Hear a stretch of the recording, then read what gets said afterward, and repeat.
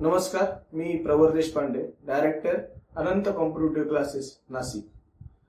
विद्यार्थी मित्रांनो, इथिक्सच्या व्हिडिओच्या संदर्भामध्ये आपलं सिरीज चालू आहे आणि या सिरीज मधलं आजचं आपलं तिसरं व्याख्यान आहे नैतिकता, म्हणजेच नैतिकतेचे निर्धारक घटक, त्याच्यामधले असलेले मूल्य, विश्वास आणि ध्येय. मुळामुळे विद्यार्थी मित्रांनो, ज्या वेळेला आपण अभ्यास करतो, इथिक्सच्या पेपरचा अभ्यास करतो आणि इथिक्सचा पेपर आपण जेव्हा सॉल्व्ह करण्याचा प्रयत्न करत असतो, जसं की आपण यापूर्वीच्या व्हिडिओमध्ये चर्चा केलेली होती की नैतिकता किंवा इथिक्स हा अर्जित करण्याचा नव्हे तर आतून जागृत करण्याचा विषय आहे.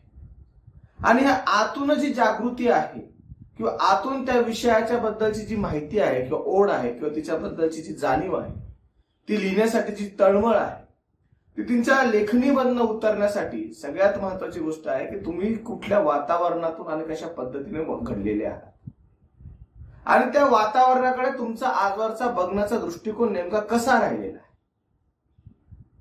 त्या वातावरणाकडे बघण्याच्या दृष्टिकोनातून नेमका तुम्हाला काय अनुभव मिळालेला आहे, म्हणजेच तुम्ही कुठली मूल्य अर्जित केलेली आहे.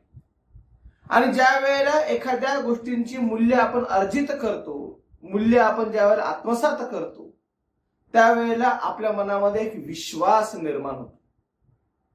मग विश्वास म्हणजे नेमकं काय, तर विश्वास हा दोन प्रकारचा असतो.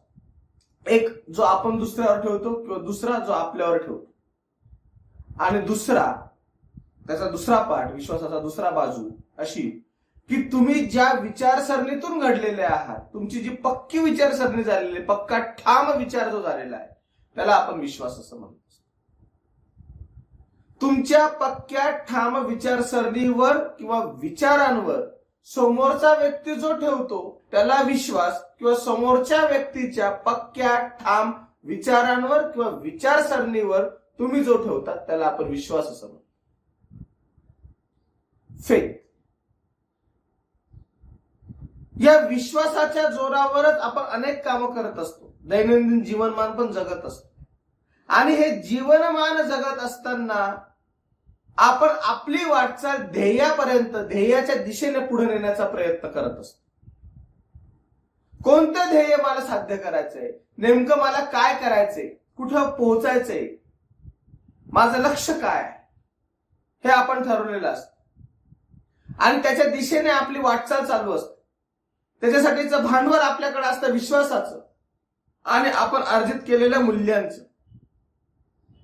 मग इथिक्सचं तिसरं जे प्रकरण आहे ते ह्याच गोष्टींना आधारभूत करून तयार केले गेलेलं आहे की नैतिकतेचे निर्धारण करणारे महत्वाचे घटक आहे निर्धारक घटक. निर्धारक म्हणजे नैतिकताला मुळापासून उभे करणारे, नैतिकतेला अढळ करणारे, इथिक्सला अढळ करणारे कोणते घटक मानवी जीवनामध्ये आहेत, तर ते आहेत मूल्य, विश्वास आणि ध्येय.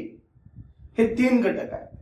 यांचं महत्व काय, यांची उपयोजिता काय, याच सगळ्या प्रकरणांचा मागोवा आपल्याला या प्रकरणामध्ये घ्यायचा आहे. हा पेपर लिहित असताना एक गोष्ट परत एकदा सांगतो, कायमस्वरूपी लक्षात ठेवायची आहे की सिलेबस आहे, मी काहीतरी एखादी गोष्ट समजून घेतलेली आहे, पाठ केलेली आहे आणि मला ती उतरवायची आहे, या भावनेतून या सायकलमधनं या पेपरला तुम्ही बसू नका.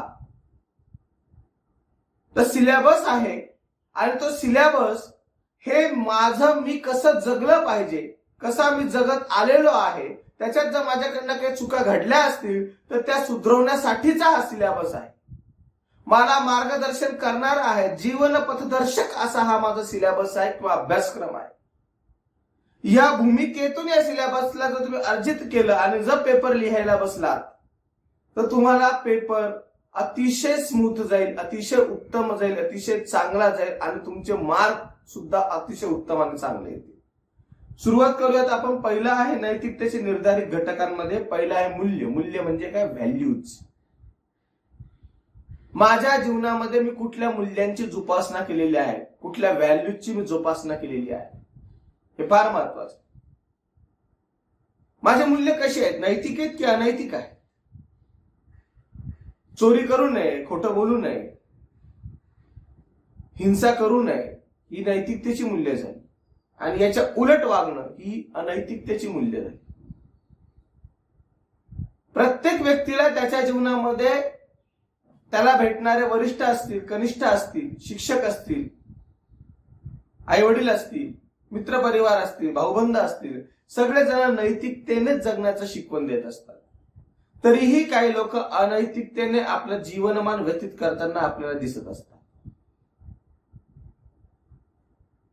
हे द्वंद्व ज्या वेळेला समाजामध्ये समोर येतं किंवा ह्या प्रकारच्या दोन बाजू समाजाच्या ज्या वेळेला व्यक्ती म्हणून आपल्या समोर येत असतात, त्यावेळेला तुम्ही कोणत्या मूल्यांवर, कोणत्या व्हॅल्यूजवर तुम्ही तुमचं जीवनमान उभं केलेलं आहे, यावर तुमचं व्यक्तिमत्व हे ठरत असतं. मग तुमची मूल्य कशी निर्धारित होतात, तुमची मूल्य कशी बनतात, तुमचे व्हॅल्यूज कशा बनतात, तर तुम्ही विचार काय करता, कसा विचार करता, राष्ट्रभक्तीचा विचार करतात का राष्ट्रद्रोहाचा विचार करतात, स्त्री सन्मानाचा विचार करतात की स्त्री द्वेषाचा विचार करतात,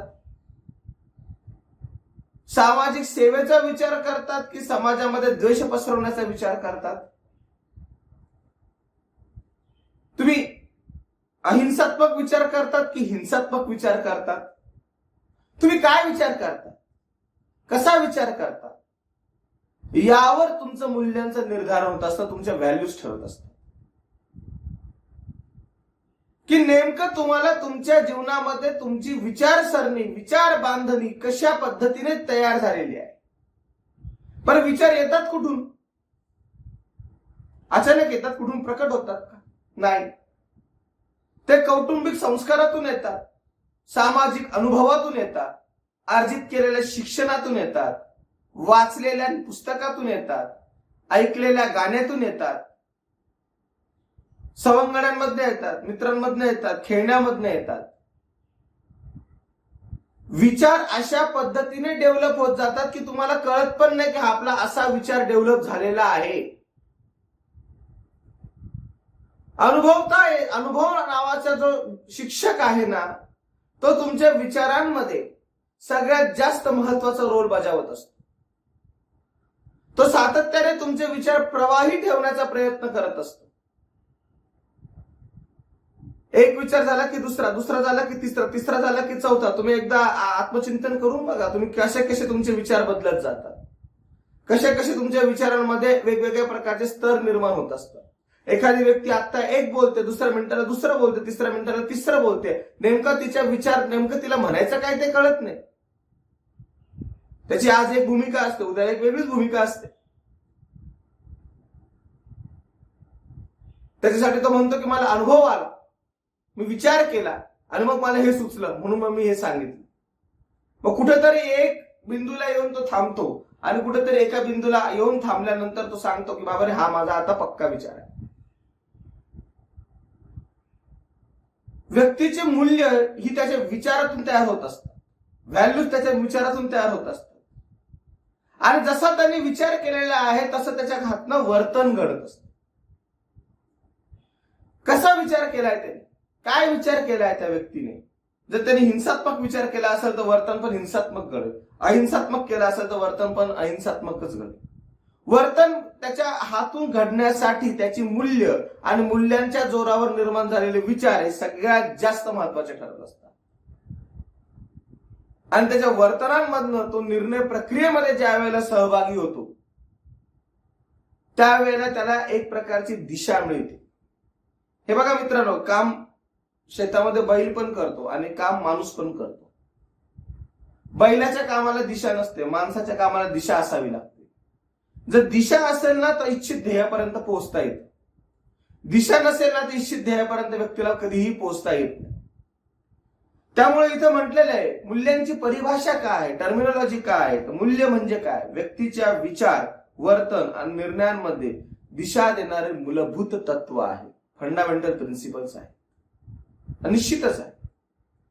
कारण जोपर्यंत तुमचे मूल्य तयार होणार नाही तोपर्यंत तुमचा विचार येणार नाही, आणि जोपर्यंत विचार येणार नाही तोपर्यंत तुमच्या हातून वर्तन घडणार नाही. जोपर्यंत तुमचं वर्तनाला योग्य त्या दिशा मिळणार नाही, ध्येयाची दिशा प्राप्त होणार नाही, तोपर्यंत तुमच्या जीवनामध्ये नैतिकता आल्याशिवाय राहणार. म्हणून ही काय आहे, मूलभूत तत्व आहे. मूल्यांचे प्रकार आहे. पहिला आहे व्यक्तिगत मूल्य. व्यक्तिगत मूल्यांमध्ये येतं आत्मसंरक्षण, प्रामाणिकता आणि आत्मसंतोष. व्यक्तिगत मूल्य, आत्मसंरक्षण, सेल्फ डिफेन्स ज्याला आपण म्हणतो. सेल्फ डिफेन्स कसा, कोणाचा, कोणापासून, कोणी करायचा, कशा पद्धतीने करायचा. सेल्फ डिफेन्स दोन प्रकारचा, एक वैचारिक सेल्फ डिफेन्स आहे आणि एक शारीरिक सेल्फ डिफेन्स आहे. शारीरिक सेल्फ डिफेन्सचा अर्थ असा, जो तुम्हालाही माहिती आहे, की एखाद्या व्यक्तीने तुमच्या शरीरावर इजा करण्यासाठी जर आक्रमण केलं असेल तर ते आक्रमण थोपवणे कामी तुम्ही केलेली कृती म्हणजे आत्मसंरक्षण, सेल्फ डिफेन्स. तुमच्या बॉडीला हार्म होता कामा नये, तुमच्या शरीराला लागता कामा नये, तुम्ही जखमी होता कामा नये. म्हणून तुम्ही जी काही कृती केली असेल, जे काही कृत्य केलं असेल त्याला आपण आत्मसंरक्षण म्हणू शकतो. आणि दुसरं आहे वैचारिक आत्मसंरक्षण. उगीच तुम्हाला हिप्नोटाइज करणं, उगीच तुमचं ब्रेन वॉशिंग करणं, याच्यापासून तुम्ही तुमचा बचाव करताय. तुमच्या विचारांमध्ये बाधा येणार नाही, तुमच्या सद्विचारांमध्ये कुठलाही कुविचारांना जागा स्थान राहणार नाही, यासाठी तुम्ही केलेली कृती म्हणजे आत्मसंरक्षणाचाच भाग आहे. उगीच तुम्हाला सांगितलं की बाबा रे, मी तुला 50,000 रुपये देतो आणि या 5 लोकांना जाऊन मार, त्यांना मारणं गरजेचं आहे, आणि तुम्ही जाऊन मारलात तर तुमच्या मेंदूवर, तुमच्या विचारांवर केलं गेलेलं ते आक्रमण आहे, ज्याला तुम्ही थोपवू शकलेलं नाही जर तुम्ही ती कृती केली तर.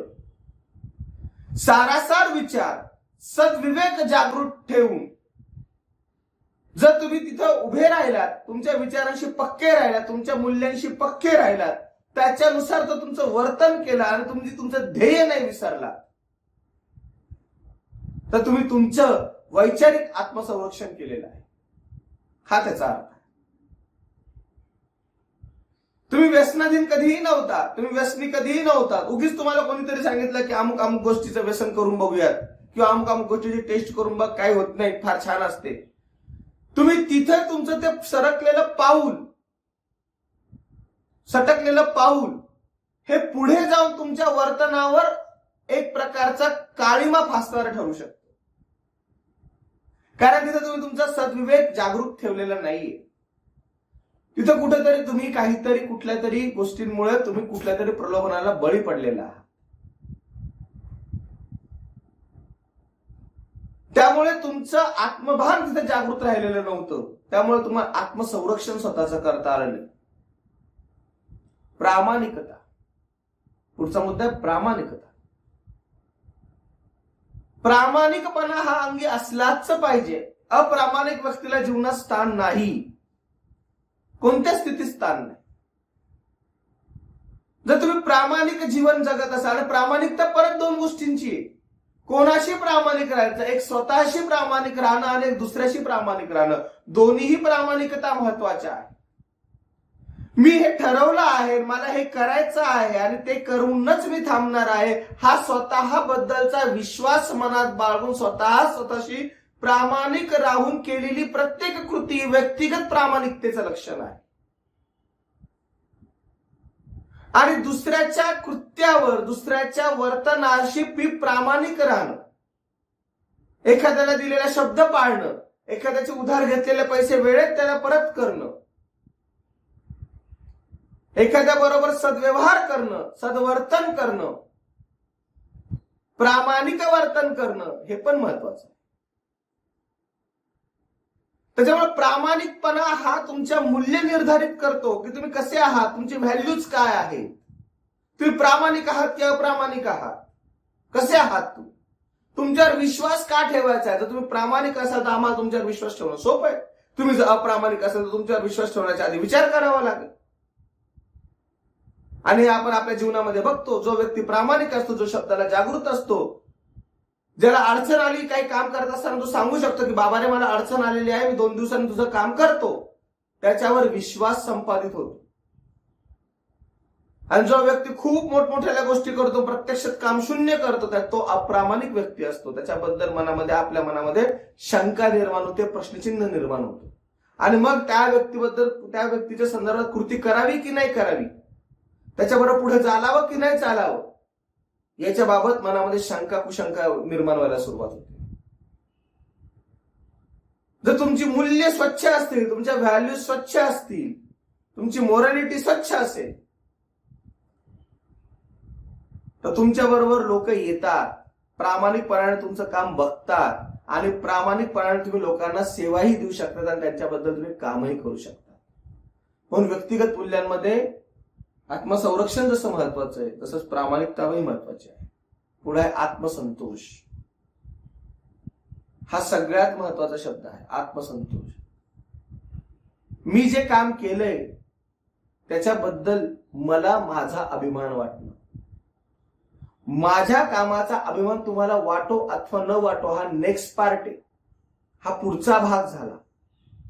आधी मी संतुष्ट आहे का माझ्या कामाबद्दल, मला माझ्या कामामधनं आनंद मिळतोय का, मी 100% माझं देऊन मी माझं काम केलेलं आहे याची अनुभूती मला प्राप्त होते का. आणि जर ती होत असेल तर मला काय प्राप्त होतो, आत्मसंतोष प्राप्त होतो. मला माझ्या कामाचा आनंद प्राप्त होतो, मला माझ्या कामाचा आनंद मिळतो, मी आतून आनंदी होतो, स्वतः आनंदी होतो. या फिलिंग्स तुम्हाला तुमच्या जीवनात कधीतरी आल्या असतील बघा, की तुम्हाला कोणी तुमच्याबद्दल आनंद व्यक्त करो अथवा न करो, तुम्ही तुमचे आनंदी आहात. कारण तुम्ही ठरवलेलं काम पूर्ण केलेलं आहे, व्हॅल्युएबल काम पूर्ण केलेलं आहे, प्रामाणिकपणाने काम पूर्ण केलेलं आहे, कोणाला न दुखवता काम पूर्ण केलेलं आहे, नैतिक काम पूर्ण केलेलं आहे. असं ज्या वेळेला तुम्हाला वाटतं ना तुमच्या जीवनात, त्यावेळेला तुम्हाला आतून आनंद मिळतो, स्वतःला आनंद मिळतो. तुमच्या चेहऱ्यावर एक वेगळी झळाळी येते, वेगळं तेज येतं, डोळ्यांमध्ये एक वेगळा कॉन्फिडन्स येतो. तुम्हाला सांगायची गरज पडत नाही कोणाला की तुम्ही काय केले. लोक ओळखतात की तुम्ही आनंदी आहात, आतून आनंदी आहात. तुमच्यातला आत्मविश्वास तुमच्या चेहऱ्यावर झळकायला सुरुवात होते. यालाच म्हणतात आत्मसंतोष. आधी स्वतः सुखी होणं, आधी स्वतः प्रामाणिक असणं, स्वतः आनंदी असणं फार महत्वाचं आहे. जर तुम्ही स्वतः आनंदी असाल तर तुम्ही इतरांना आनंदी ठेवू शकाल. तुम्ही दानांवर दान बघा, दानावर तुमचा विश्वास असेल, दान करणं, कोणतंही दान असेल, कोणत्याही स्वरूपाचं दान असेल, आर्थिक दान असेल, अन्नदान असेल, कोणतंही दान असेल, तुम्ही दान कधी करू शकता मित्रांनो, ज्या वेळेला तुमच्याकडे असेल त्यावेळेला तुम्ही दान करू शकता. तुम्हाला एखाद्या मंदिराला 1000-2000 रुपये दान करायचे किंवा 10-20 हजार रुपये दान करायचे, तुम्ही कधी करू शकाल, ज्या वेळेला ते पैसे तुमच्याकडे असतील त्यावेळेला. रक्तदान कधी करू शकाल, ज्या वेळेला तुमचं रक्त शुद्ध असेल, चांगलं असेल, त्यावेळेलाच तुम्ही रक्तदान करू शकाल. म्हणजेच काय, आधी आपण आनंदी असलो, आपण संतुष्ट असलो तरच आपण दुसऱ्याला आनंदी ठेवू शकतो, तरच दुसऱ्याला संतुष्ट ठेवू शकतो. आणि या व्यक्तिगत मूल्याची जोपासना तुमच्या जीवनामध्ये होणं खूप आवश्यक आहे. जोपर्यंत या व्यक्तिगत मूल्याची जोपासना तुमच्या जीवनामध्ये होणार नाही, तोपर्यंत तुम्ही इथिकल मोरॅलिटीला धरून आयुष्य जगत आहात की नाही आहात याच्याबद्दल प्रश्नचिन्ह निर्माण होतं. म्हणून व्यक्तिगत मूल्यांमध्ये आत्मसंरक्षण, प्रामाणिकता आणि आत्मसंतोष हे 3 घटक खूप महत्वाचे आहेत. व्यक्तिगत मूल्यांचा दुसरा प्रकार आहे सामाजिक मूल्य, सोशल व्हॅल्यूज. सोशल व्हॅल्यूज मध्ये काय आहेत, सहिष्णुता, समानता आणि न्याय. ही 2 मूल्य आहेत ना, व्यक्तिगत मूल्य आणि सामाजिक मूल्य, ही परस्परांना पूरक आहे. कशी समजून सांगतो.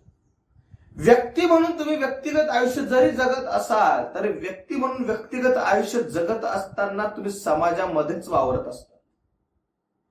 असा कोणताही व्यक्ती नाही की मी माझं व्यक्तिगत आयुष्य जगतोय आणि मी समाजापासून दूर आहे. कुठलाच व्यक्ती अशा पद्धतीने आयुष्यमान व्यतीत करू शकत नाही की जो समाजापासून दूर राहू. प्रत्येकाला समाजामध्ये जीवन जगत असतानाच व्यक्तिगत जीवन जगावं लागत असतं. त्यामुळे व्यक्तिगत मूल्य आणि सामाजिक मूल्य ही परस्परांना पूरक अशी आहे आणि ह्या दोघांचा कॉम्बिनेशन असणं किंवा ही दोघं एकमेकांच्या बरोबरीने चालणं खूप महत्वाचं आहे. व्यक्तिगत जीवनामध्ये तुम्ही काहीही चुकीचं वागत असाल आणि सामाजिक जीवनामध्ये सामाजिक मूल्यांमध्ये तुम्ही खूप चांगल्या प्रकारे वागत असाल तर शक्य नाही, होणे नाही, कधी ना कधी सगळं उघडकीस येणार. आणि व्यक्तिगत जीवनामध्ये तुम्ही खूप चांगले वागत असाल आणि सामाजिक जीवनामध्ये जर तुम्ही चुकीचे वागत असाल तर तरीही शक्य नाही, तुमची चांगली बाजू पण समाजासमोर आल्याशिवाय राहणार नाही, भलेही तुम्ही किती लपवण्याचा प्रयत्न करा. दोन्हीही गोष्टी घडू शकतात, दोन्हीही गोष्टी घडत असतात. त्याच्यामुळे व्यक्तिगत मूल्य आणि सामाजिक मूल्य हे एकमेकांना पूरक आहे. व्यक्ती समाजाशिवाय नाही आणि समाज हा व्यक्तींचा मिळून बनलेला असतो, माणसांचा मिळून बनलेला असतो. त्याच्यामुळे या दोन्ही गोष्टी एकमेकांना पूरक आहे. सहिष्णुता, सहिष्णु राहणं, दुसऱ्याबद्दल परोपकाराची भावना मनामध्ये असणं, दुसऱ्याबद्दल सन्मानाची भावना मनामध्ये असणं, दुसऱ्याबद्दल दयाभाव मनामध्ये असणं, मग तो प्राणी असो, पक्षी असो, माणूस असो, कोणीही असो, सहिष्णू असणं, तुमच्या मनामध्ये फिलिंग्स असणं, प्रेम भावना जागृत असणं ही फार आवश्यक बाब आहे समाजामध्ये जात असताना. तुम्ही जर तुसड्यासारखे जीवन जगत असाल, माणूस घाण्यासारखे जीवन जगत असाल, माणसांपासून कटाफून जीवन जगण्याचा प्रयत्न करत असाल, समाजापासून कटाफून जीवन जगण्याचा प्रयत्न करत असाल तर तुम्ही सहिष्णू जीवन नाही जगत. समाजामध्ये तुम्हाला माणूस हा समाजशील प्राणी आहे, त्याच्यामुळे तुम्हाला समाजात मिसळावंच लागणार आहे आणि तो सहिष्णू भाव घेऊनच मिसळावं लागणार आहे. दुसऱ्यांबद्दलची कणव मनामध्ये तुमच्या निर्माण तुम्हाला करावीच लागणार आहे. ती असलीच पाहिजे, ती प्रत्येक माणसामध्ये असते. व्यक्त करण्याची किंवा तिची एक प्रकारची जी लेंथ आहे ती कमी जास्त असू शकते किंवा व्यक्त करण्याची पद्धती वेगळी असू शकते, पण नाही असं होणे नाही. प्रत्येकात सहिष्णुता असते, ते तुमचं मूल्य आहे. समानता, तुम्ही समानतेने सगळ्यांना वागवलं पाहिजे आणि तुम्ही समानतेने सगळ्यांशी वागलं पण पाहिजे. दुसऱ्यांना वागवून चालणार नाही, तुम्हाला देखील लोकांबरोबर समानतेने वागावं लागेल. उपदेश करून चालणार नाही की समानतेने तुम्ही वागा, सगळेजण एक आहोत वगैरे चालणार नाही. तसं तुम्ही वागून दाखवा, तुम्ही पण वागा. तुमच्या जीवनामध्ये तुमचं मूल्य समानतेचं तुम्हाला जोपासावं लागेल. विविध जाती, धर्म, संस्कृती, परंपरा यांनी नटलेला आपला देश आहे. या देशामध्ये समानतेचा धागाच आपल्याला गुंफून ठेवू शकतो. जशी आपण फुलांची माळ बनवतो, त्याच्यामध्ये एक फुल वरती एक फुल खाली, याच्यामध्ये दोरा असेल, गॅप असेल, त्याच्यामध्ये लय नसेल, लेंथ नसेल, समानता नसेल तर तो हार आपल्याला हार वाटत नाही. दोऱ्यामध्ये गुंफलेल्या फुलांना एकदम सुशोभित हार कधी वाटतो तो, तर ज्या वेळेला तो एका सरळ लाईन मध्ये सगळी फुलं आलेली असतात त्यावेळेला वाटतं. त्यामुळे समानता ही फार महत्वाची आहे आणि समानतेचं मूल्य, सामाजिक मूल्य तुम्हाला जोपासावं लागेल, अन्यथा समाजामध्ये तेढ निर्माण झाल्याशिवाय राहणार नाही. पुढे न्यायाने वागणूक करणं. न्यायाने वागणूक करणं याचा अर्थ असा की सत्याची कास धरणं आणि असत्य उजागर करणं. न्यायाची कास धरणं याचा अर्थ असा की माझ्या मूल्यांना धरून सामाजिक तेढ निर्माण होणार नाही अशा पद्धतीचं जीवनमान व्यतीत करणं. न्यायाची व्याख्या अशी आहे की माणूस म्हणून मनुष्य धर्माला सर्वोच्च पातळीवर नेण्यासाठी माझी प्रत्येक कृती माझ्या हातून घडलं. न्यायाची व्याख्या अशी आहे की मी समानतेने सगळ्यांना वागवणार, कोणाचाही भेदभाव मी कधीही करणार नाही. न्यायाची व्याख्या अशी की प्रामाणिकपणाने मी जीवनमान माझे जगेल आणि प्रामाणिकपणाने मी प्रत्येकाशी व्यवहार करेल. न्यायाची व्याख्या अशी की मी स्वतःला आधी आनंदी करण्याचा प्रयत्न करेल आणि जेणेकरून माझ्यातला आनंद दुसऱ्यांमध्ये अग्रेषित होईल, म्हणजे न्याय. याला म्हणतात न्यायपूर्ण वागणूक.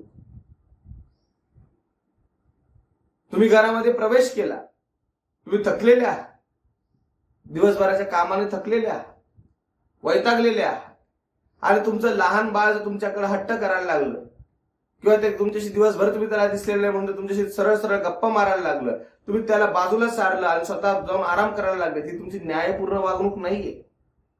मान्य आहे ना तुम्ही थकलेले आहात, पण त्याच्याही भावना तुमच्याबद्दल तुमच्याशी जोडल्या गेलेल्या आहेत, तुमच्याही भावना त्याच्याशी जोडल्या गेलेल्या आहेत. त्याला न्याय देणं फार गरजेचं आहे. त्या नात्याला, त्या भावनांना न्याय देणं फार गरजेचं आहे. ज्या वेळेला तुम्ही त्या भावनांना, त्या नात्याला न्याय द्याल त्या ते भावना, ते नातं असं तुम्हाला फुलताना दिसेल, अन्यथा ते कोमेजून जाईल. मग तुमची मोरॅलिटी, तुमचं इथिक्स कुठे गेलं हा प्रश्न तुम्हाला स्वतः होईल. काही वेळ त्याच्याबरोबर व्यतीत करून त्यालाही न्याय देणं गरजेचं आहे. लग्न झाल्यानंतर आई वडिलांनाही न्याय देणं गरजेचं आहे आणि सर्ग आपल्या विश्वासावर सर्व तिचं माहेर पण सोडून सासरी आलेल्या आपल्या पत्नीलाही न्याय देणं गरजेचं आहे. आपल्या बहिणीलाही न्याय देणं गरजेचं आहे. आपल्या लहान भावंडांना आणि वरिष्ठ भावाला न्याय देणंही गरजेचं आहे. सर्व नात्यांमध्ये न्यायाची समान वागणूक देणं गरजेची आहे. ही तुमची जबाबदारी आहे. व्यक्ती म्हणून प्रत्येकाची जबाबदारी आहे. समाजामध्ये वावरत असताना सुद्धा न्याय भावनेने तुम्हाला जगण्याची गरज आहे. तुमच्या बिल्डिंग मधले, तुम्ही ज्या ठिकाणी ज्या बिल्डिंग मध्ये राहतात त्या तिथल्या लोकांनाही तुम्ही न्याय दिला पाहिजे. बाजूच्या बिल्डिंग मधल्या लोकांबरोबरही वागणूक करताना तुमची वागणूक न्यायपूर्ण असली पाहिजे. राष्ट्रामध्ये तसंच असलं पाहिजे, राज्यांमध्ये तसंच असलं पाहिजे, जिल्ह्यांमध्ये तसंच असलं पाहिजे. हा न्याय तुमचं सामाजिकतेला पूरक ठरतो आणि समाजामध्ये शांतता प्रस्थापित करण्यासाठी प्रयत्न करतो. समाज हा न्यायप्रिय बनतो, समाजामध्ये असंतोष निर्माण होत नाही. ही तुमचं सामाजिक मूल्य आहे. सामाजिक न्याय प्रस्थापित करणं ही तुमची मोरल, नैतिक कर्तव्य आहे. हेच तिथे त्यांना सांगायचं आहे. हे सगळं केल्यानंतर याचं नेमकं महत्व काय, का बरं करायचं, कशासाठी करायचं, याचं महत्व काय, व्यक्तिगत मूल्यांची जोपासना काय करायची, सामाजिक मूल्यांची जोपासना काय करायची, त्यांच्या मागे नेमकं महत्व काय आहे. तर नैतिक निर्णय प्रक्रियेत महत्वपूर्ण भूमिका बजावली जाते. जर तुम्ही या सर्व तत्वांनुसार जर तुमची वागणूक करत असाल तर तुमची नैतिक निर्णय प्रक्रिया जी आहे, तुमचा निर्णय प्रक्रिया आहे, ती कधीही अनैतिक होणार नाही, ती काय नैतिकच होईल. आणि त्याच्यामुळे त्याच्यामध्ये सगळ्यात महत्वाची भूमिका बजावताना आपल्याला दिसेल. निर्णय प्रक्रिया, जसं मी लेक्चरच्या सुरुवातीला, या लेक्चरच्या सुरुवातीलाच बोललो होतो की तुम्ही निर्णय कसा घेतात, नैतिक का अनैतिक, हे फार महत्वाचं आहे. तर तुम्हाला नैतिक निर्णय घ्यायचा असेल, अभिप्रेत असलेला निर्णय घ्यायचा असेल, समाजाला अभिप्रेत असलेला निर्णय घ्यायचा असेल तर तुम्हाला या सगळ्या गोष्टींचा विचार करून जावं लागेल. आणि या सगळ्या बाबींचा विचार करून ज्या वेळेला तुम्ही पुढे जातात त्यावेळेला तुमचा निर्णय हा कायमस्वरूपी नैतिकच असणार आहे. तो कधीच अनैतिक ठरू शकत नाही किंवा केव्हाच अनैतिक होऊ शकत नाही. हेच त्याचं महत्व आहे, हेच त्याचं इम्पॉर्टन्स आहे. पुढे आहे विश्वास. विश्वासाची व्याख्या मी मगाशी चर्चा लिहिली होती. नेमका विश्वास म्हणजे काय, तर व्यक्तीच्या मनातील ठाम विचार किंवा विचारसरणी म्हणजे विश्वास. मग व्यक्तीच्या मनातले ठाम विचार किंवा विचारसरणी म्हणजे विश्वास जर असेल तर तो ठाम विचार आणि विचारसरणी कमाल पातळीवर किती असायला पाहिजे आणि किमान पातळीवर किती असायला पाहिजे हो. तर ती किमान पातळीवर अशी असली पाहिजे की तिच्यामध्ये सत्यता असली पाहिजे आणि ती नैतिकतेवर उभी असलेली पाहिजे. किमान अपेक्षा आहे विश्वासाची, किमान अपेक्षा की बाबा रे, तुझा जो नैतिक विचार आहे, ती तुझी ठाम विचारसरणी आहे, ठाम विश्वास जो आहे, ठाम जो विचार बनलेला आहे तो कसा नैतिक असला पाहिजे, ही किमान अपेक्षा आहे आमची. आणि तो सत्यतेवर आधारित असला पाहिजे, सत्य असला पाहिजे, भ्रामक असता कामा नये, भूलथापांचा असता कामा नये. हे फार महत्वाचं. आणि कमाल किती असली पाहिजे, तर कमाल त्याची पातळी निश्चित करण्याची आवश्यकताच नाही. कमाल पातळी ज्या वेळेला तुम्ही किमान पातळीवर नाही एवढंच किमानताच त्याची जर तुम्ही जोपासली तर तुमच्यावर कमाल लोक विश्वास ठेवतील, तुमचं वर्तन कमालीचं मोठं होईल.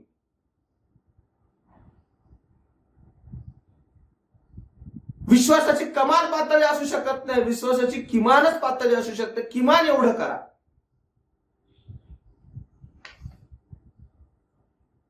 एवढं जरी केलं तरी खूप मोठं आहे, कमालीचं मोठं आहे.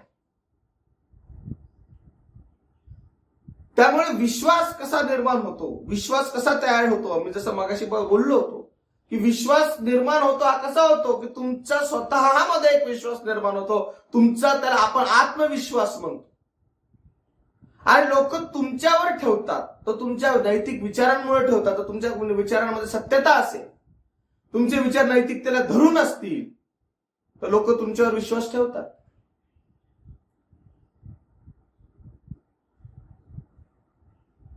रतन टाटांच्या कंपनीमध्ये गुंतवले जाणारे शेअर्स असतील, टाटांनी कुठे एखाद्या राज्यामध्ये उद्योग उभारण्यासाठी केलेले प्रयत्न असतील, सरकारचा जनतेचा विश्वास आहे त्यांच्यावर, त्यांच्याकडे सत्यता आहे, त्यांच्याकडे नैतिकता आहे, लोक जातात आणि त्याच्यामध्ये गुंतवणूक करतात आणि करताना दिसतात.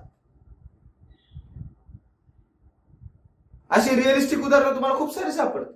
तुम्ही विचार करून बघा.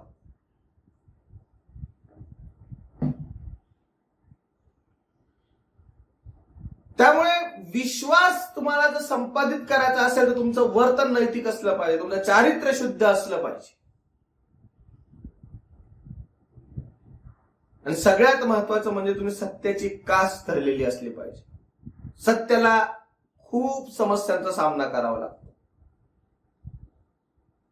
सत्याला अगदी अग्निपरीक्षेतून जावं लागतं. तुम्हाला आम्हाला सगळ्यांना माहिती आहे, पण तुम्ही सत्याची कास कधीच सोडू नका. तुमचं प्रत्येक वर्तन हे नैतिक असेल, तुमचं जीवनमान हे नैतिक असेल, मग ते व्यक्तिगत जीवनमान असो अथवा सामाजिक जीवनमान असो, तुमचं प्रत्येक जीवनमान हे नैतिकतेने पुढे जाताना तुम्हाला दिसेल. याचे काही प्रकार आहे. त्याच्यामध्ये धार्मिक विश्वास. धार्मिक विश्वास कसा ठेवायचा, कसा ठेवायचा?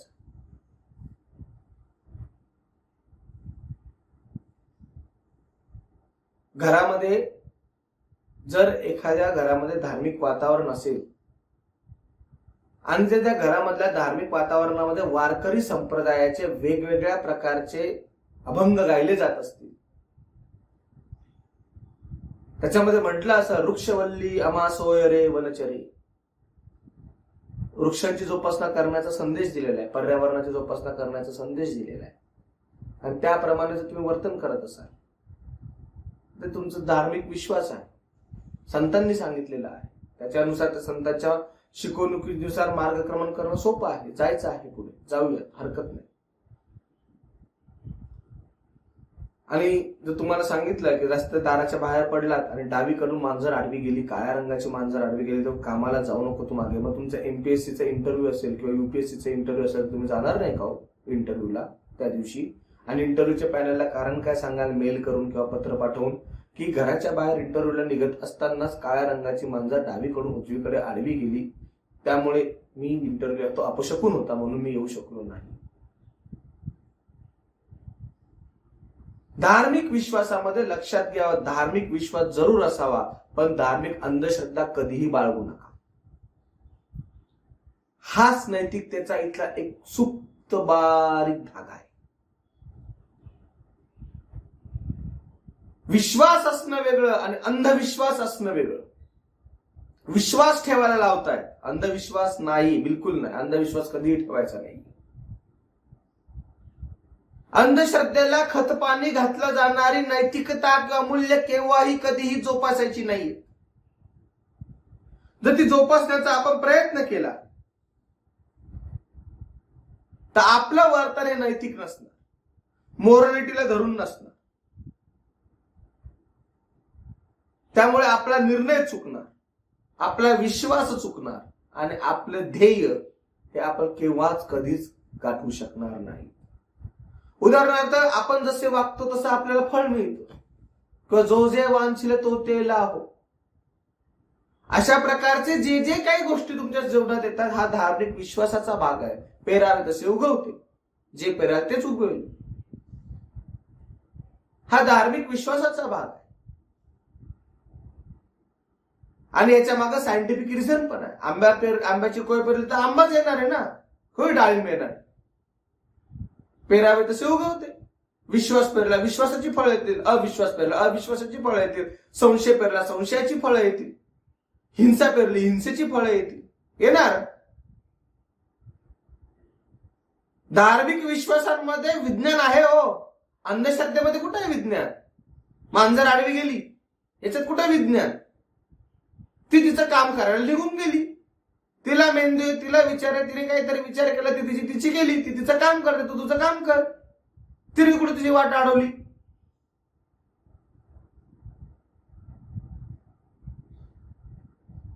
धार्मिक विश्वासांमध्ये तुम्हाला शास्त्र दिसतं, विज्ञान दिसतं, सायन्स दिसतं, आणि म्हणून ते नैतिक आहे.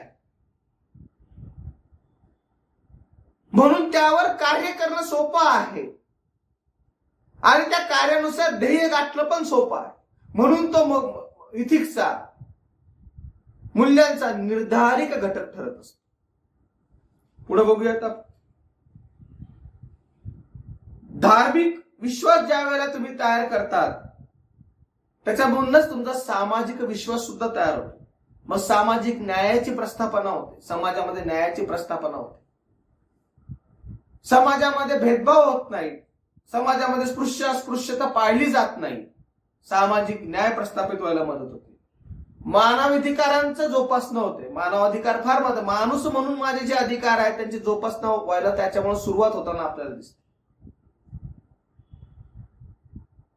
उगीच कोणाला अटक होत नाही. हा सामाजिक न्यायाचा सगळ्यात महत्वाचा भाग आहे.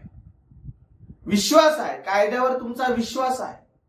म्हणून तुम्हाला माहिती आहे की रस्त्याने मी चाललो तर मी सरळ चालू शकतो, कुठलाही पोलीसवाले येऊन मला अटक नाही करणार आहे लगेच विनाकारण, कारण नसताना. जर मी काही केलं असेल तर नक्की करेल, तसा गुन्हा असेल तर नक्की करेल, चौकशी करेल, आणि दोषी सापडलं तुम्हाला शिक्षा होईल. हा विश्वासावर चालणारी गोष्ट आहे. मानवाधिकारांचं आपलं हनन होत नाही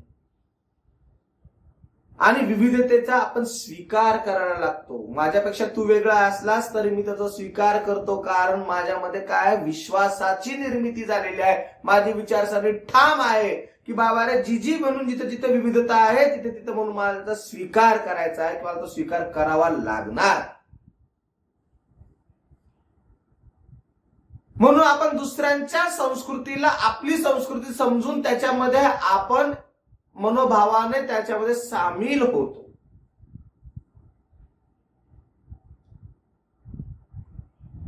वेगवेगळ्या प्रकारची विविधता आपण आपल्यामध्ये घेण्याचा प्रयत्न करतो. आपला पोशाख आहे, धोतर आहे, आपला पोशाख, डोक्याला फेटा आहे, अंगामध्ये कुर्ता आहे, आपण जीन्स आणि टी शर्ट घालतो, ही विविधता आपण स्वीकारली.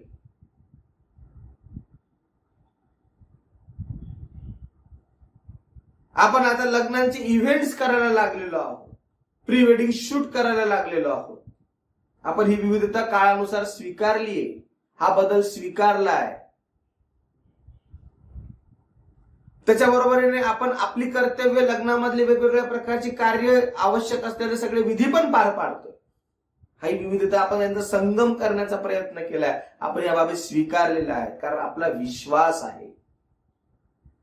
कोणावर विश्वास आहे? स्वतःवर आहे, कुटुंबावर आहे, समाजावर आहे, की समाजाला स्वीकारतोय, समाजामध्ये ह्या गोष्टी चालणार आहे.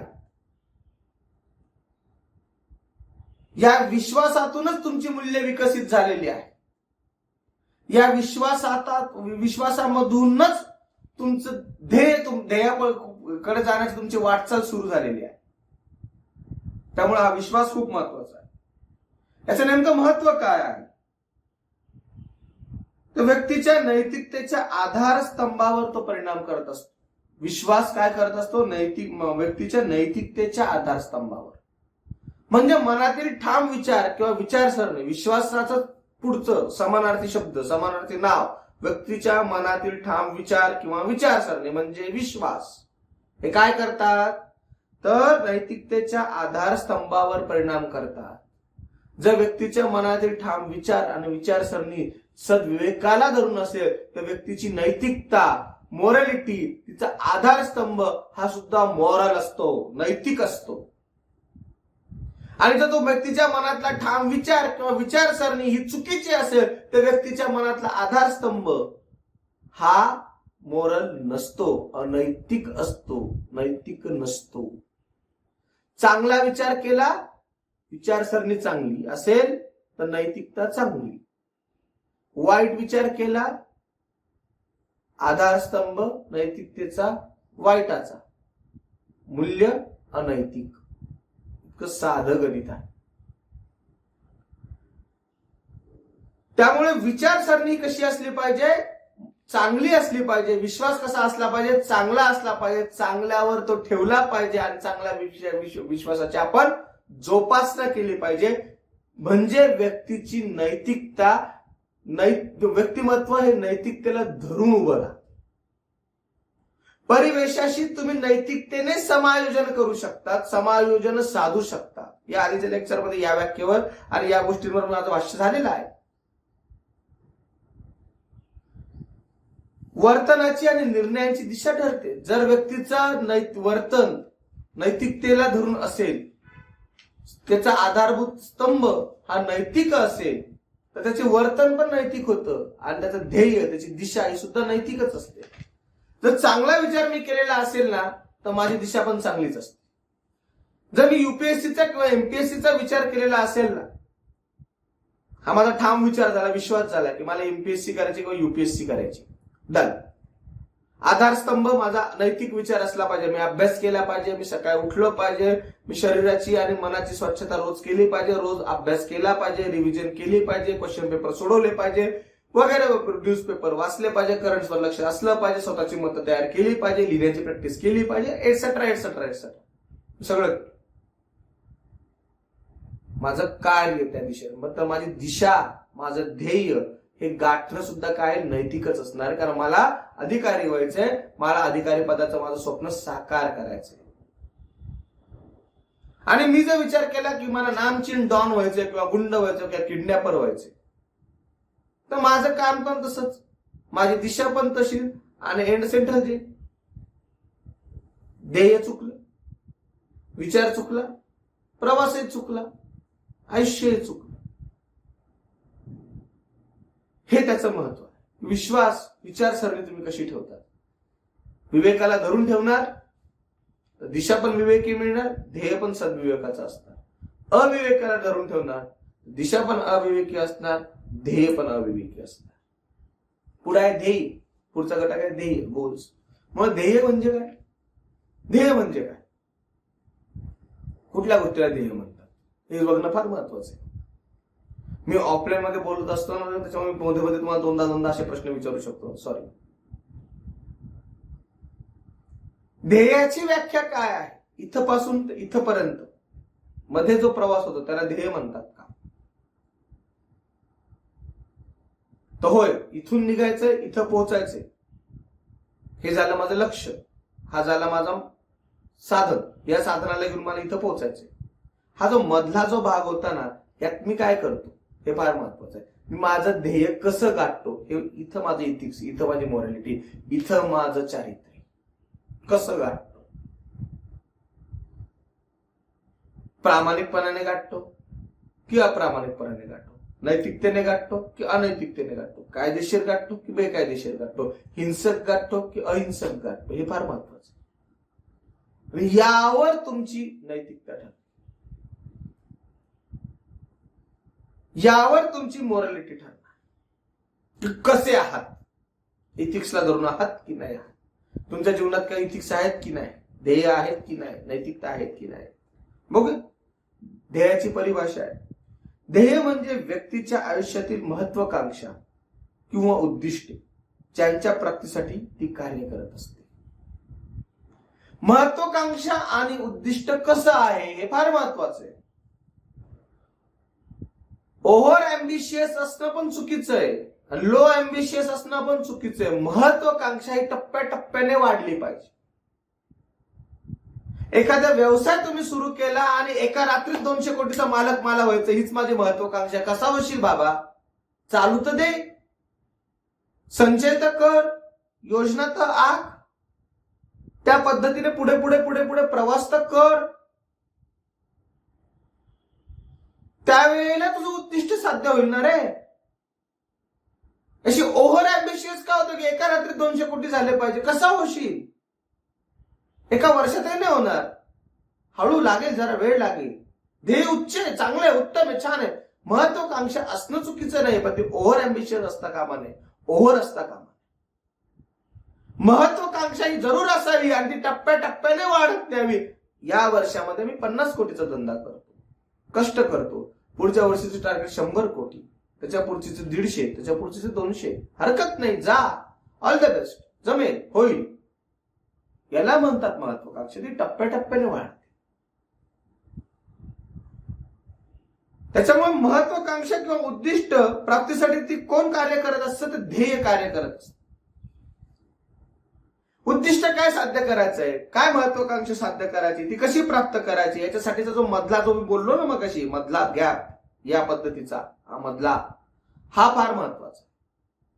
त्याच्यातच ध्येय कार्य करत असतं, महत्वाकांक्षा कार्य करत असतं, चारित्र्य कार्य करत असतं, मोरॅलिटी कार्य करत असतं.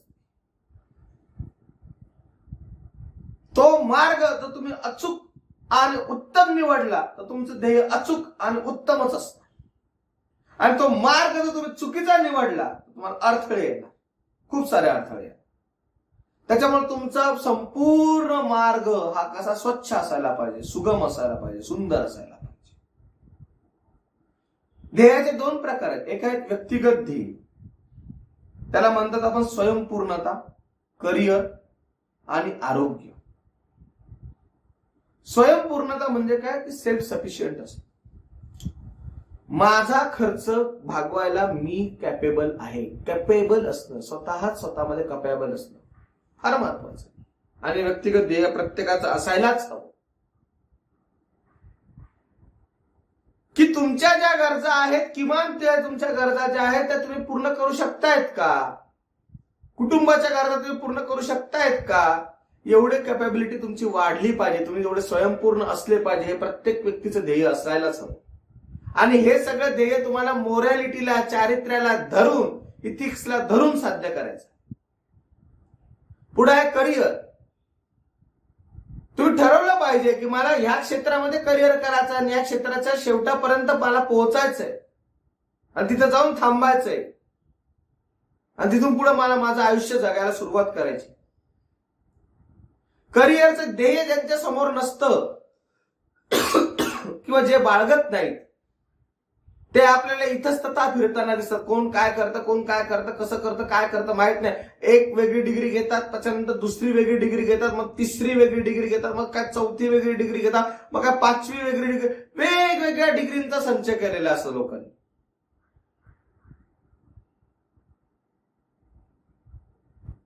काय समजतच नाही नेमकं करायचं काय, त्यांना काय करू, कुठल्या दिशेने जायचं, सगळीकडे हातपाय पाहून पाहतात. अरे बाबा नेमकं काय, तुझं करिअर काय आहे? नाही हे करून बघू, 2 महिने मग हे करून बघू, मग 3 महिने ते करून बघू, मग 4 महिने अमुक करू. अरे बस ना, थकतो, समोरचा बघणारा थकतो, पालक थकतात, कुटुंब थकतं.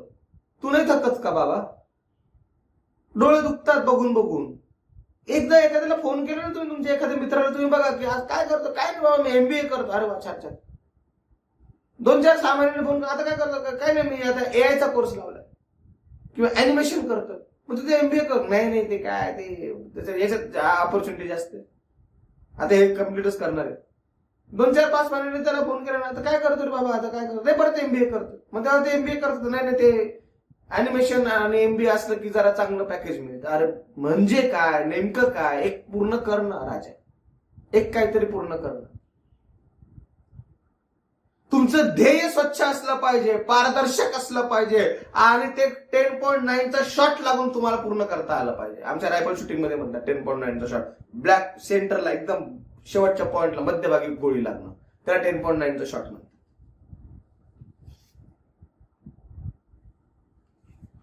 कट टू कट तुमचं ध्येय असलं पाहिजे, सरळ चाललं पाहिजे. मला इंटरव्ह्यू मध्ये प्रश्न विचारला होता UPSCच्या की तुमचा आदर्श कोण? मी सांगितलं घोडा आणि पाणी. ध्येयावरनं आठवलं म्हणून जस्ट 2 मिनिटं तुम्हाला सांगतो. पाणी का?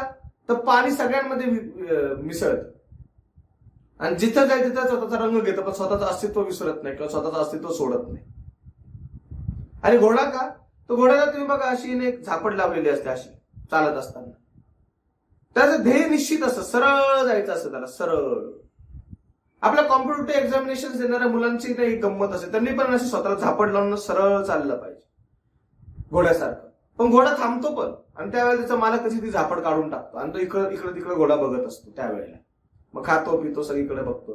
तसं आपणच आपलं मालक बनायचं, आपली झापड आपण लावायची, अभ्यासाच्या दिशेने चालायचं, ध्येयाच्या दिशेने वाटचाल करायची आणि योग्य वेळ आली की ती झापड काढून ठेवायची. इतरत्र गंमत बघायची, सगळी मजा मारायची, काय असेल नसेल ते मित्रांबरोबर गप्पा गोष्टी करायच्या, ट्रेकिंग वगैरे काय असते ती छंद जोपासायचे, परत झापड लावली, परत ध्येयाच्या दिशेने प्रवास चालू. घोडा आणि पाण्यासारखं असलं पाहिजे. आपलं अस्तित्व सोडायचं, मिसळायचं सगळ्यांमध्ये, पण आपलं अस्तित्व नाही सोडायचं आणि घोड्यासारखं सरळ चालायचं.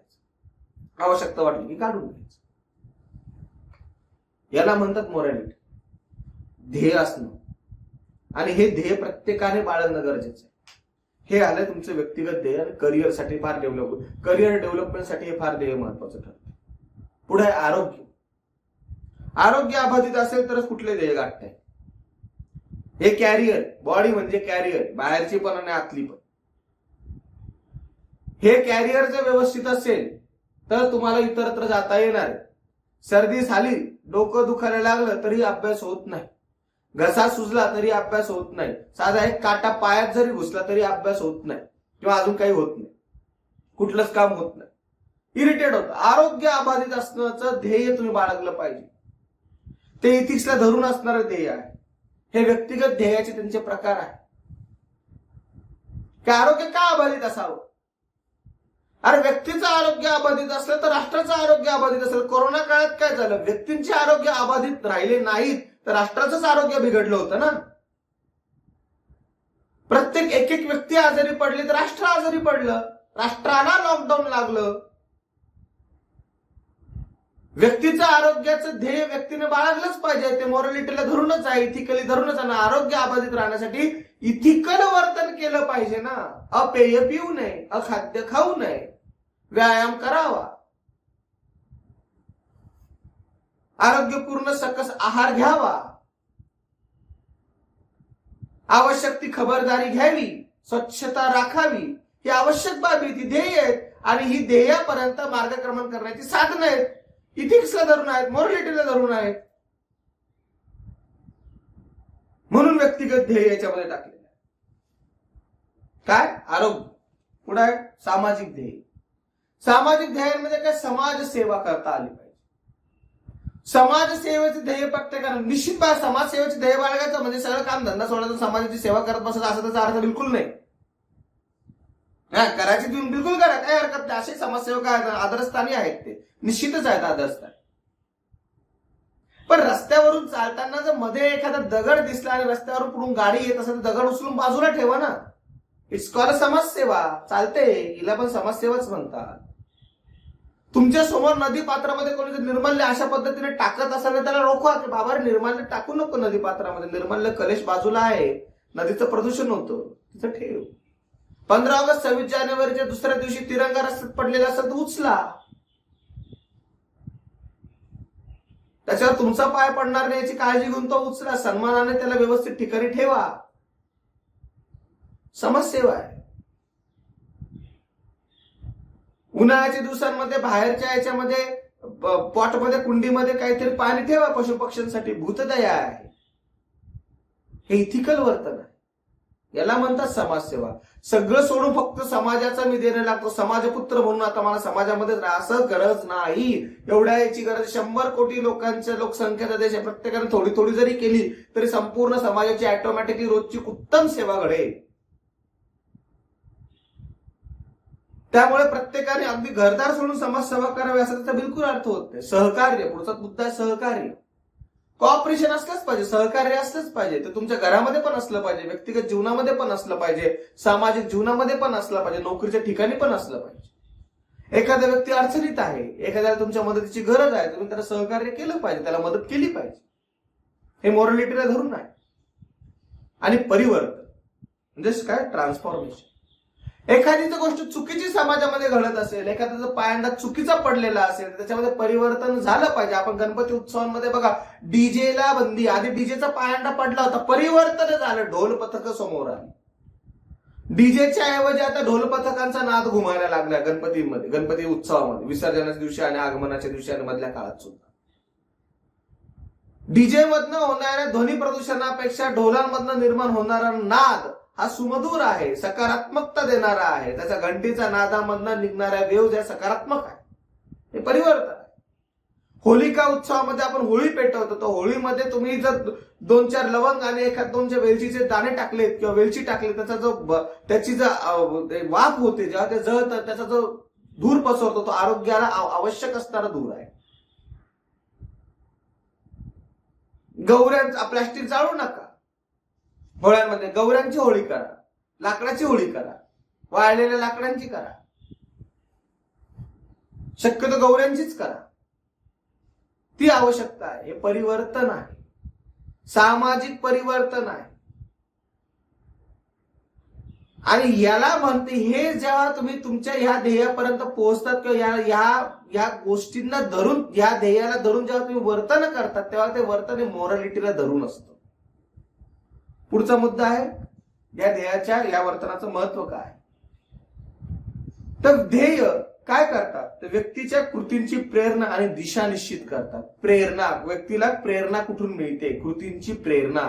मला ही कृती करण्याची प्रेरणा कुठून मिळाली आणि माझंही नेमकं माझ्या ध्येयापर्यंत पोहोचण्याची नेमकी दिशा काय असणार आहे, हे मी कोणतं ध्येय ठरवलेलं आहे याच्यावरून निर्माण. उदाहरणार्थ, जर मी एरोनॉटिकल इंजिनियर व्हायचं जर ध्येय ठरवलं असेल, तर माझ्यासाठीची प्रेरणा डॉक्टर एपीजे अब्दुल कलाम असते, भारतरत्न डॉक्टर एपीजे अब्दुल कलाम असते.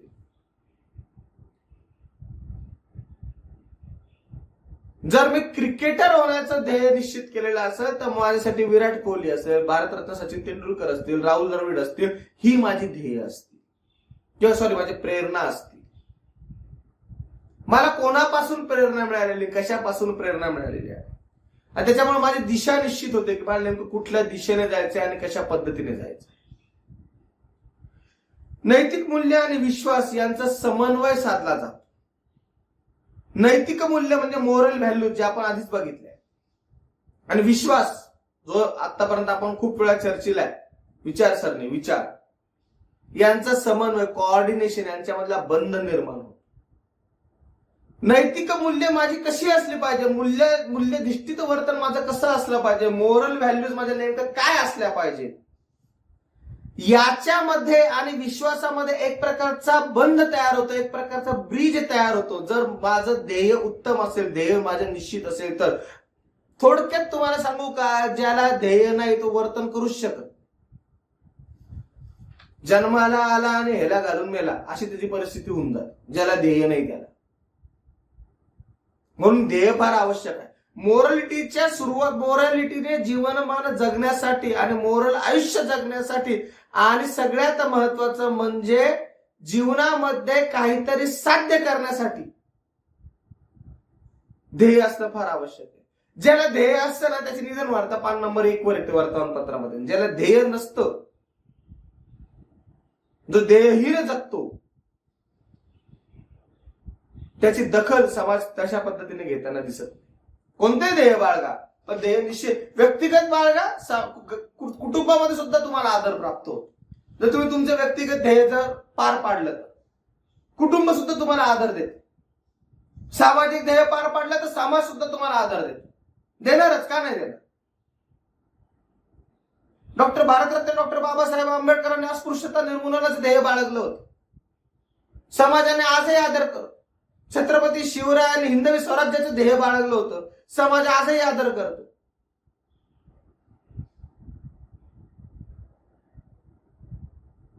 किती उदाहरणं आहेत अशी.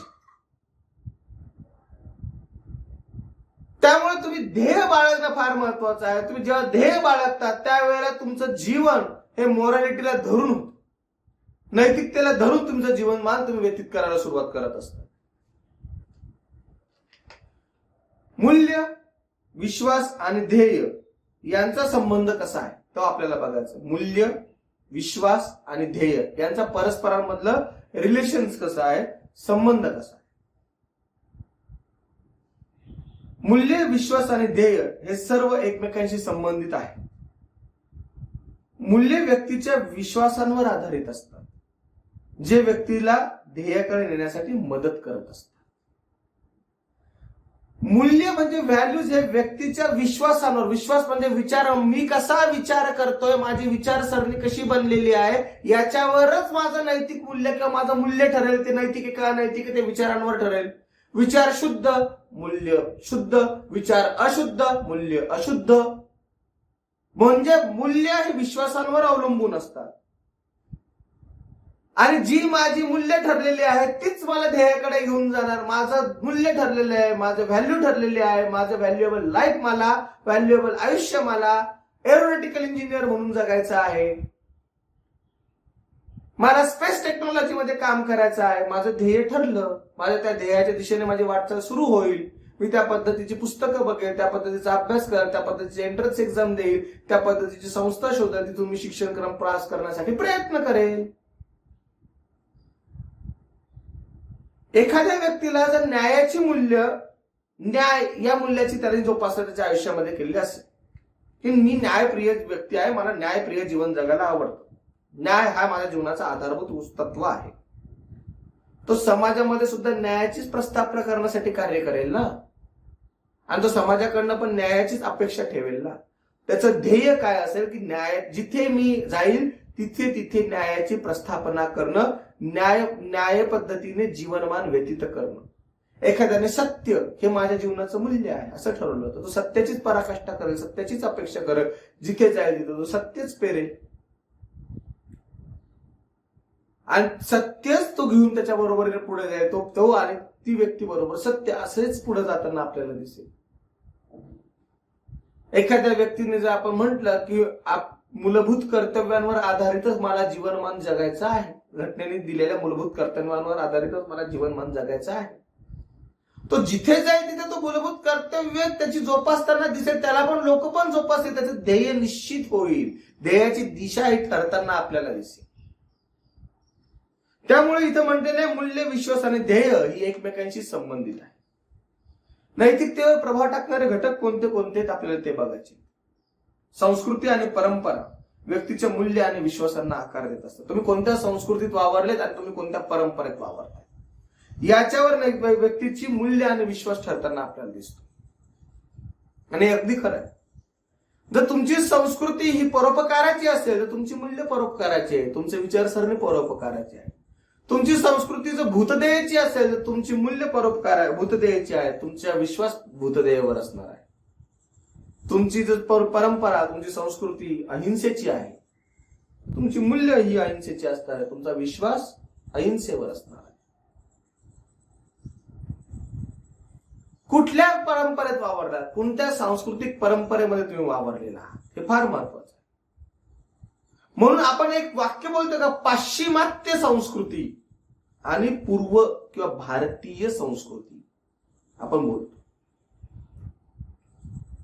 पाश्चिमात्य संस्कृती त्यांचं असंच आहे हो, ते तसंच करतात, ते आपल्याला पटणे नाही, ते आपल्याला पटणार नाही. आपण कसं आहे, भारतीय संस्कृतीमध्ये भारतीय संस्कृतीनुसार आपलं वर्तन चालतं, त्याच्यावर तुमचा विश्वास आणि मूल्य ठरलेलं. इकडे आहे पाश्चिमात्य संस्कृती, इकडे आहे भारतीय संस्कृती. तुम्ही बघा, तुम्ही ज्या भारतीय संस्कृतीमध्ये परंपरेमध्ये वाढलेला आहात त्यानुसार तुमची मूल्य आणि विचार आणि विश्वास ठरलेला आहे.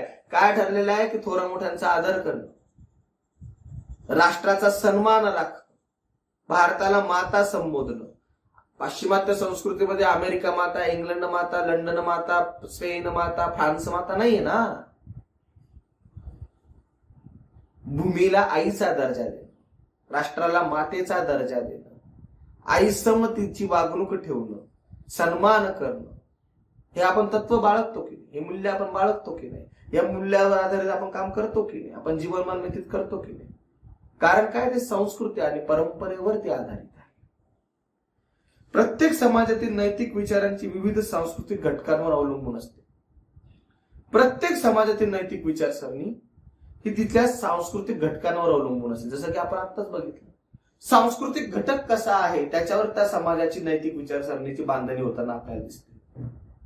जर चंचल संस्कृती असेल समाजाची, एक प्रकारची चुकीच्या वर्तनाने जाणारी, मद्यपानाला प्रोत्साहित करणारी असेल, व्यसनाधीनतेला प्रोत्साहित करणारी असेल, हिंसेला प्रोत्साहित करणारी असेल, त्या समाजाची संस्कृती, तर व्यक्तीचं नैतिकता पण तशीच बनत चालली. पाकिस्तानचं उदाहरण तुम्ही घ्या. पाकिस्तानची संस्कृती बघा कशी आहे. चुकीच्या मूल्यांवर, मानवी मूल्यांचा आदर न करणारी वेगवेगळ्या प्रकारचे घटक आपल्याला तिथं उत्पन्न झालेले दिसतात. मग हे कसे काय तयार होतात? किंवा दहशतवादाची संस्कृती का बरं उपसताना तिथं आपल्याला दिसते?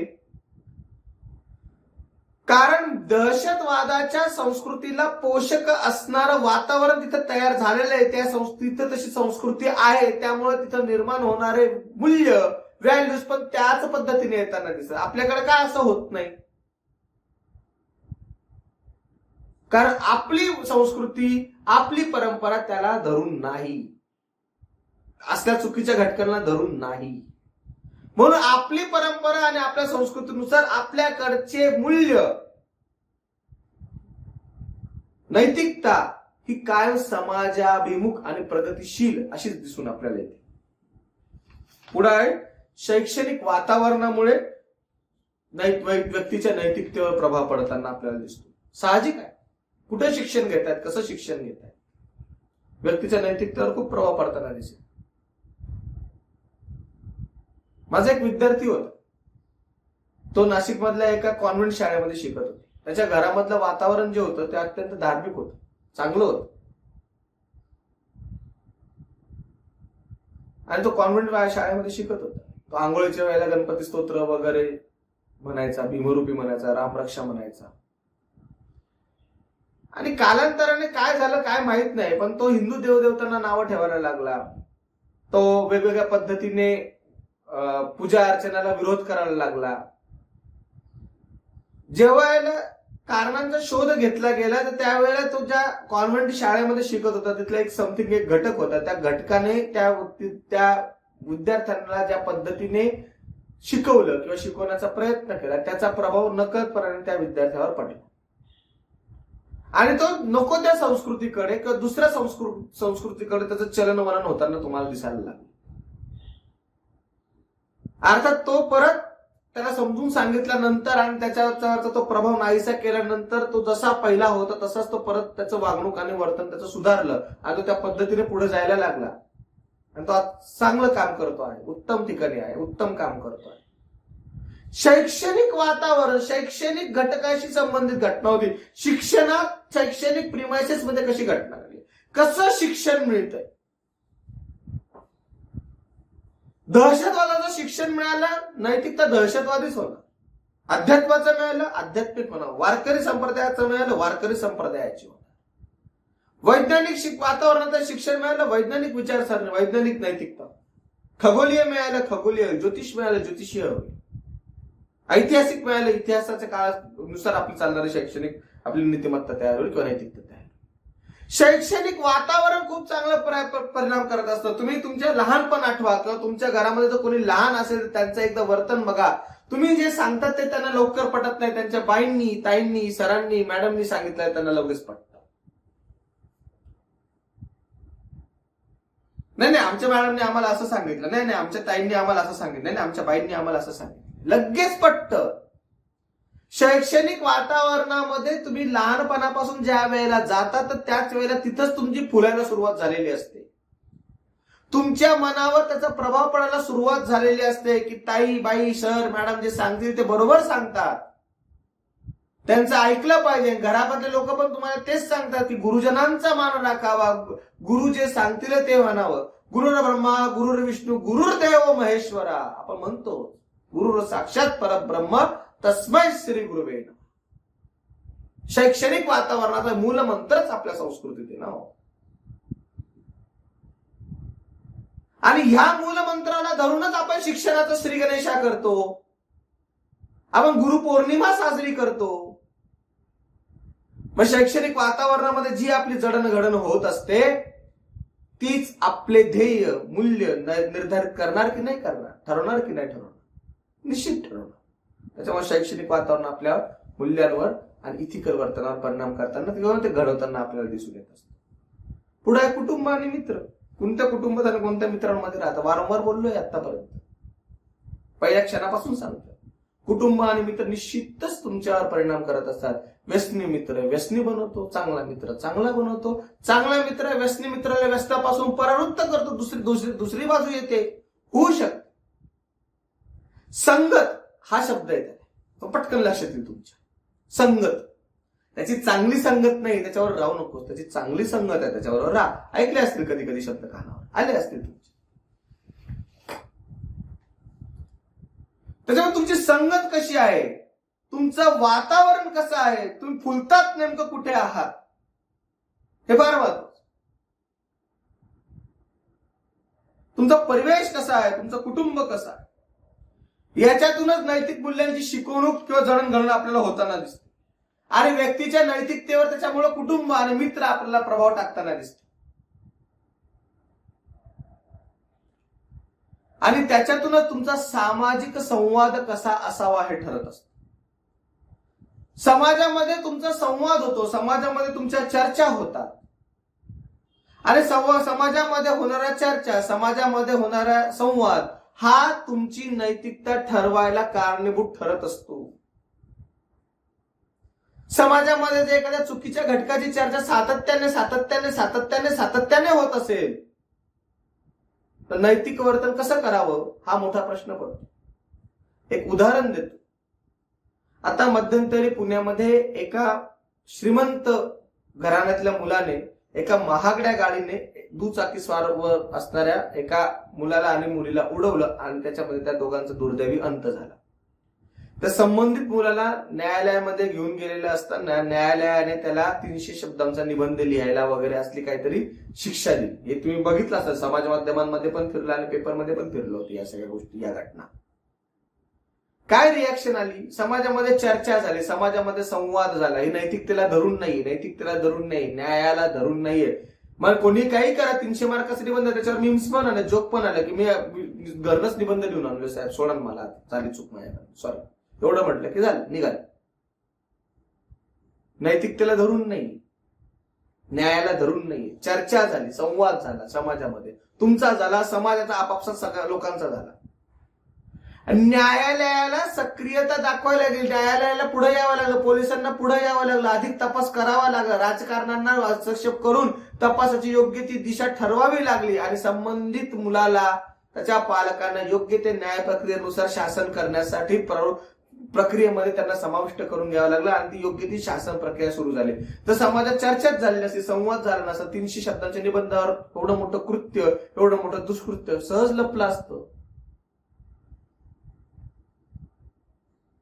त्याच्यामुळे व्यक्तीच्या नैतिकतेवर सगळे नैतिकतेने सगळ्यांनी काम केलं ना, समाज स्वतःहून उठला ना, समाजाने स्वतःहून त्याच्यावर भाष्य केलं ना.